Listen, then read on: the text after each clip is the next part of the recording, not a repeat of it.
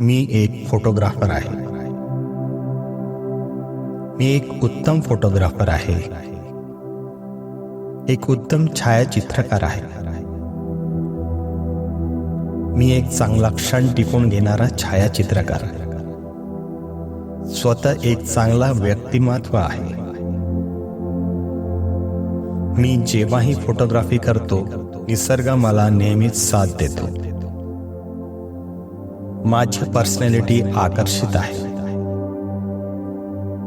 माझ्या चेहऱ्यावर नेहमी स्मित हास्य असतं.